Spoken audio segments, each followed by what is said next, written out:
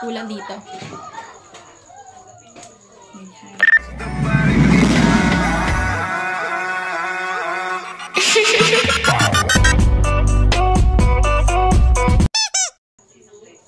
Sasagot lang po sa tanong. Sa harap dito. Okay, sir. Pwedeng both, sir. Joke.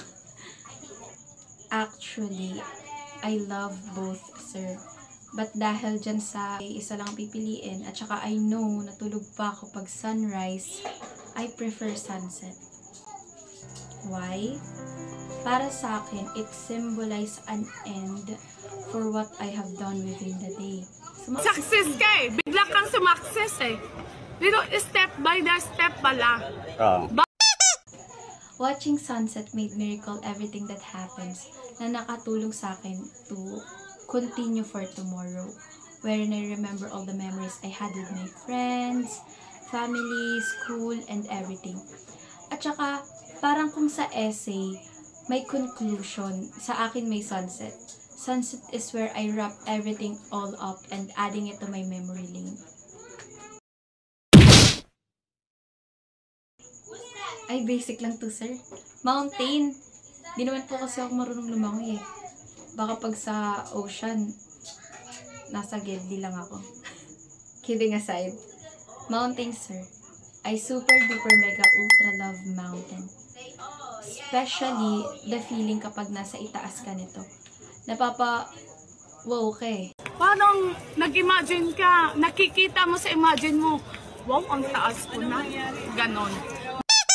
The fact na na-reach mo na po yung super taas na part ng mountain and ma-witness yung breathtaking view na kung hanggang yung nasimulan mo hanggang sa narating mo, super satisfying.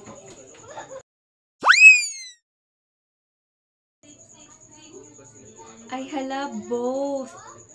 Super talkative po kasi ako na kahit walang kwentang bagay sa buhay ko, ikukwento ko po talaga sa'yo. Tulad ng listener rin po ako, sir, lalo na pag chismis. Di ako dyan. I love to hear different perspective kasi, sir, kaya gano'n ang estudyante mo.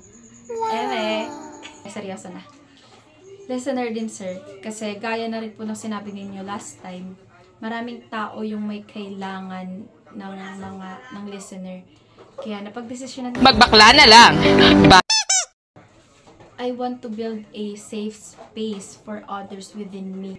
So, sa kahit ganong paraan man lang, I can help. Hawak kamay and lapit, sir. By me. Hawak kamay. By Constantino po. No further description po, sir. Kasi, pag pinakinggan nyo po yung kanta, may intindihan nyo po why tingin ko yun yung nakakapag-describe. Yun. Yun lang po.